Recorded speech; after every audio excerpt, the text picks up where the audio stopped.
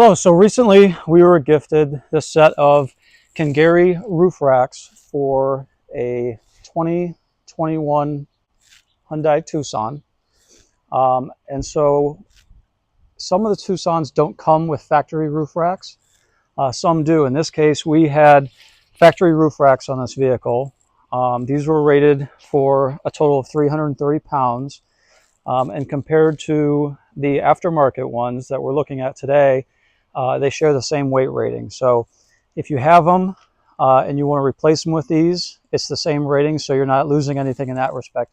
And if you don't have them, you're going to have a product that compares equally to what you would get from the factory. So it was easy to take the factory one off, and I'll show you just how easy it is to put the aftermarket replacement on in its place. Okay, just to show a couple differences between the two. This is the original equipment roof rack rail, and this is the replacement. On the original equipment, to get the cover off, all it was is just turning this lock and unlock pin using a flathead screwdriver, and then you would use just a Allen wrench to unloosen the bracket from the car. On the replacements, it's a really nice feature. It comes with a key lock on it, so you can just unlock it and take off the cover, and exposes the two bolts that you will crank and tighten to secure the bracket to the factory roof rail. So that's a nice little feature.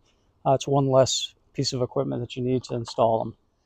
All right, I'm just going to show you how to take the original equipment roof rail off. It's pretty simple.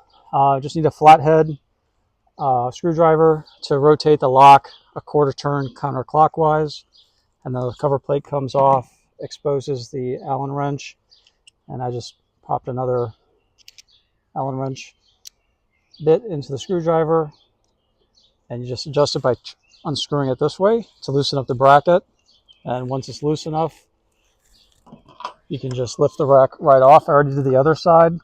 One item of note: if you're in a northern climate and you have winters where there's salt trucks, you might have to spray some WD-40 on the existing hex bolts.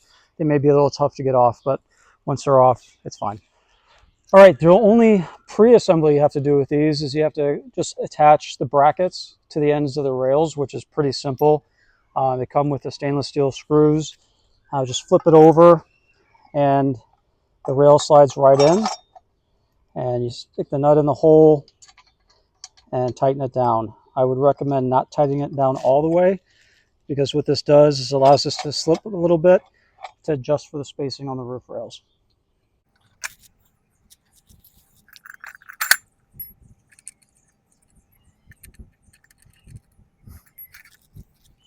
All right, now we'll just go set them in place.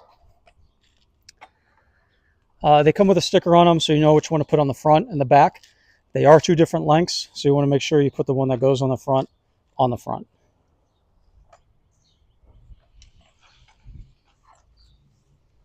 They're also marked with right side and left side.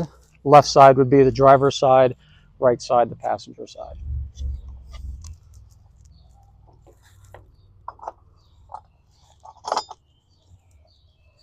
Right now they're set in place, and they give you a key, which again is pretty nice. One less tool. But put it in, turn it counterclockwise, pull the cover off, and you have the two set screws that you have to open up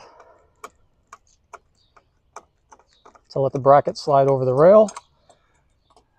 And then once it's over the rail, tighten them down, and it gives you a wrench that came with. I'll grab that real quick. Comes with this nice wrench, and you just tighten them up.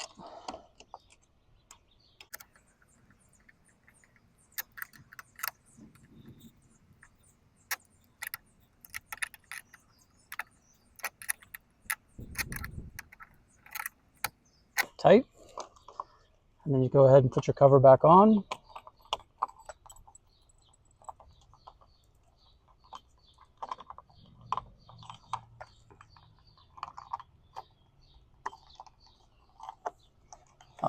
Make sure it's unlocked when you put it back on, then lock it. It'll go on much easier. Okay, so both of them are in place now. And I mentioned the only pre-assembly you had to do was put the brackets on the roof rails, but leave the nuts loose. So when you put them on, you can fit them to the spacing of your rails. Now that they're both in place and tightened down, you want to go back, and from underneath, you want to take your Allen wrench and just tighten down that nut so it's nice and tight, and so that there isn't any play in the roof rail. But once that's done, they are completely installed. And what's nice on this particular vehicle, these are all black as opposed to the factories, which were silver. So it kind of gives it a nice monolithic appearance and color. These are a little bit more stout. They look a little bit more rugged. So if you like the looks of these, the performance is the same as the original one. So I think you'd be happy either way.